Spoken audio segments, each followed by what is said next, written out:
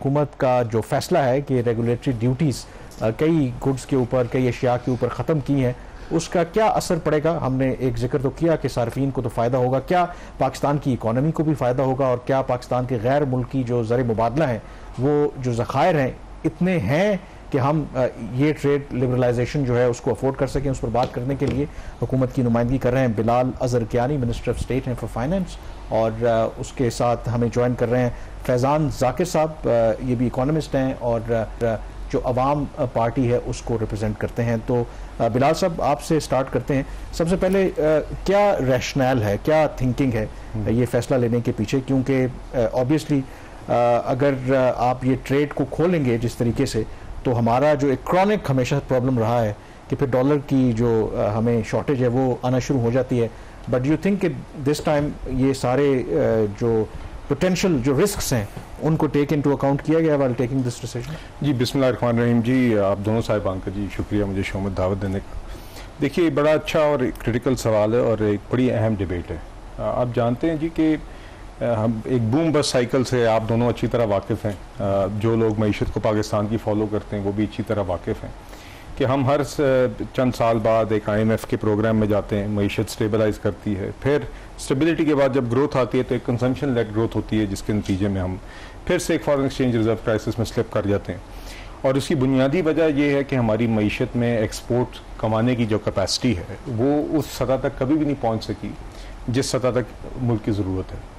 आज हम फिर से अल्हम्दुलिल्लाह एक मैक्रो इकनॉमिक स्टेबिलिटी एक अचीव हुई है, उसकी हम आपसे साथ बातचीत करते भी रहते हैं, आपके सामने वो सारे चीज़ें भी हैं, इन्फ्लेशन कंट्रोल होना, प्राइमरी बैलेंसेस बेहतर होना, IMF प्रोग्राम के नतीजे में दीगर चीज़ें होना, और उसके प्रोज एंड कॉन्स मुख्तलिफ पहलू हम बहस करते हैं। मगर आज हमने फिर से we are at a point जहाँ पे अब हमने इंश्योर करना है कि आगे जो ग्रोथ अब मईशत में आए, और इस साल we are expecting better growth than last fiscal year, क्योंकि अब नया माली साल शुरू हो गया, तो it is export led growth and it is sustainable, और सस्टेनेबल एंड इंक्लूसिव, जिसका मतलब है कि ऐसी ग्रोथ जिससे हर पाकिस्तानी शहरी मुस्तफीद हो।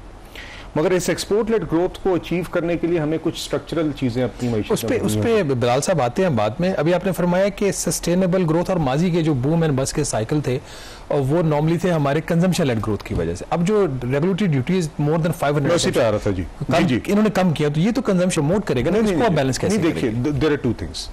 वन इज़ कि आप बुनियादी तौर पर आपकी जो टैरिफ रिफॉर्म्स हैं वो है क्या, मैं पहले वो बताना चाह रहा हूँ आपको, फिर मैं आपको उसके प्रोज एंड कॉन्स बताता हूँ। चूँकि हो यही रहा है कि उसके एक पहलू के ऊपर जो कंज्यूमर गुड्स पे या फिनिश प्रोडक्ट्स के पे कुछ रिडक्शन हुई हैं तो उसी पे ही फोकस किया जा रहा है।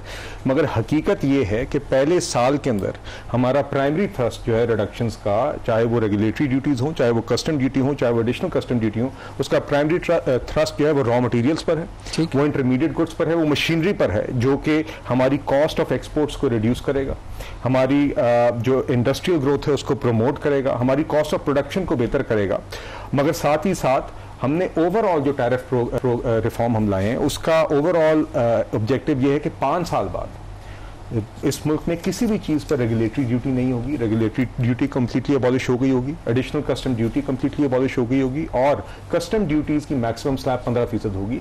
ये बिल्कुल हमारा एक आप कह लें डिलिबरेट, एक कंसिडर्ड एक फैसला है इस हुकूमत का कि इस टैरिफ रिफॉर्म की इस मुल्क को जरूरत है, जिससे हर किस्म की अशिया के ऊपर ये लागू होगा। मगर पहले साल के अंदर प्राइमरी थ्रस्ट हमने रॉ मटेरियल और मशीनरी पर रखा है ताकि एक्सपोर्ट्स को, जो एक्सपोर्टिंग सेक्टर्स हैं उनको भी इंपटस मिल सके, और जो ट्रेडिशनली नॉन एक्सपोर्टिंग सेक्टर्स हैं उनको भी एक्सपोर्ट की तरफ लेके जाए।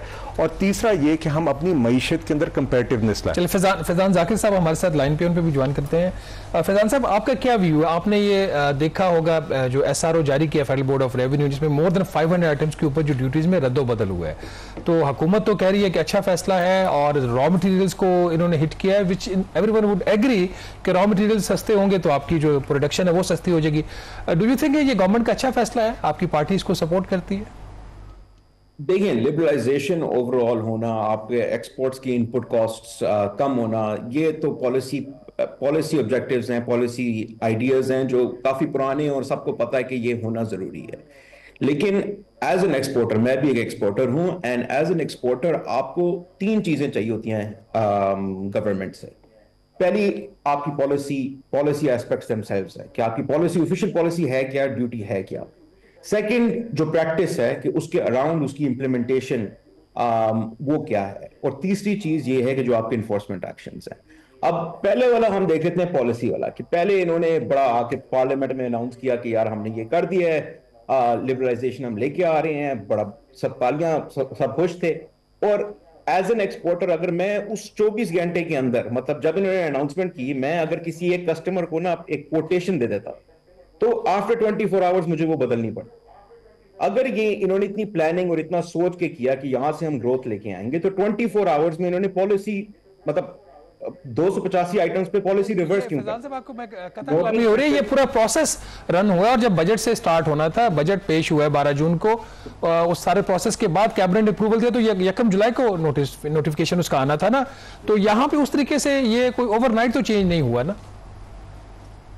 नहीं, चेंज तो आपने पहले अनाउंस कर दिया ना कि ये अब हम करने लगे, और आपने 5 इयर्स का प्लान दिया। अब देखें, कोई भी बिजनेस प्लानिंग अपने करता है, जब वो गवर्नमेंट आके अनाउंस कर देती कि हमने ये 5 ईयर प्लान किया है, उसमें अगर 24 आवर्स बाद चेंज आ जाएगा तो किसको पता है कि अभी 48 आवर्स बाद एक और चेंज नहीं आ जाएगा।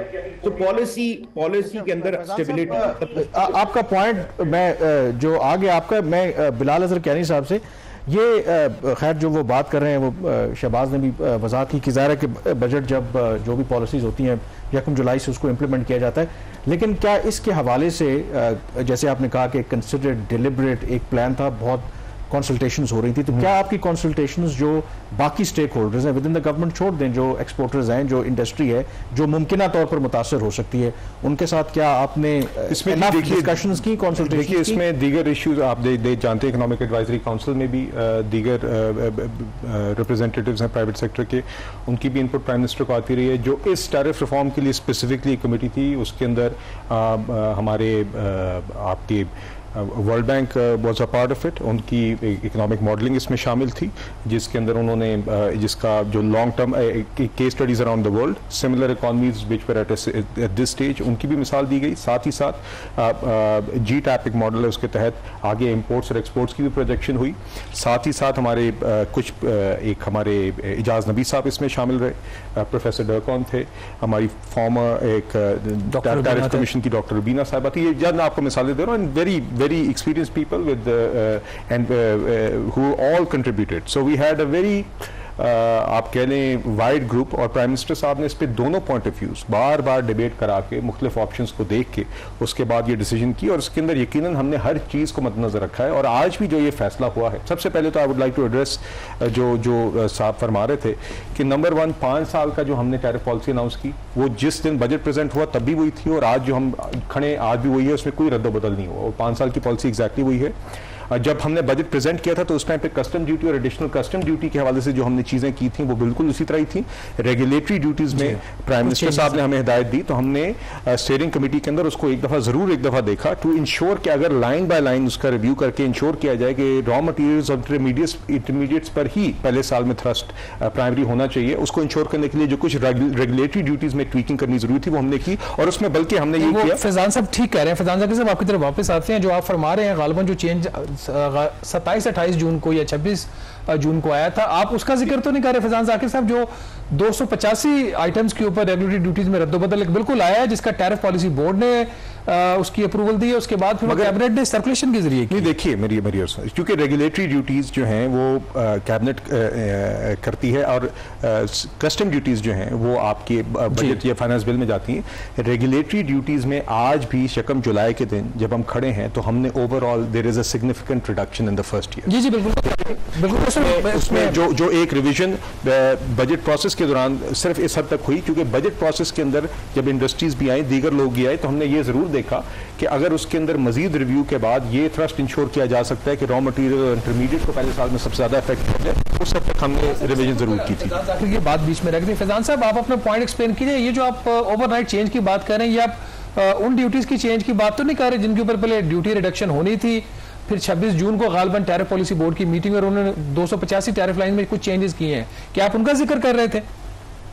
जी बिल्कुल। बेसिकली आप देखिए ना कि उन्होंने प्रेशर, पॉलिटिकल प्रेशर जहां पे भी आता है वहां पे आपकी पॉलिसी चेंज हो जाती है। इसमें ये एक स्पेसिफिक एग्जांपल है, लेकिन वो तो फैजान साहब मैं भी प्रीवी हूं उस चीज से, वो पॉलिटिकल प्रेशर से कम, वो तो चीज ये थी कुछ जगह पे इंडस्ट्री जनरली हर्ट हो रही थी, जहां पे फिनिश गुड्स के ऊपर आरडीएस जो है वो खत्म हो रही थी और आपकी मैन्युफैक्चरिंग इफेक्ट होने जा रहा था।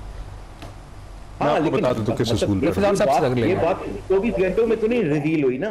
मतलब अगर आप प्लानिंग आप कह रहे हैं कि हम एक लॉन्ग टर्म प्लान बना रहे हैं अपने एक्सपोर्ट्स को ज्यादा कंपेटिटिव करना, लेकिन अगर आपको ये रियलाइजेशन हो रही है कि ओह ये पॉलिसी का इफेक्ट 24 घंटे बाद आपको रियलाइज हो रहा है कि यार ये पॉलिसी का इफेक्ट ये होगा, that shows a lack of planning. और वो बेसिकली सबसे बुनियादी मसला ट्रेड लिबरलाइजेशन पॉलिसी आप ले लें, गवर्नमेंट की जो बाकी इकोनॉमिक पॉलिसीज है उसमें है ये कि प्लानिंग नहीं है। मतलब इसके एग्जांपल सिर्फ ट्रेड के लिहाज से नहीं है, आप शुगर वाली पॉलिसी भी देख लें, उसमें सिंपल मैथ है, डिमांड वर्सेस सप्लाई। लेकिन आपने पहले कहा कि चलो शुगर मिल्स की एसोसिएशन ने कहा यार हमको एक्सपोर्ट करने दिया, आपने एक्सपोर्ट कर दिया।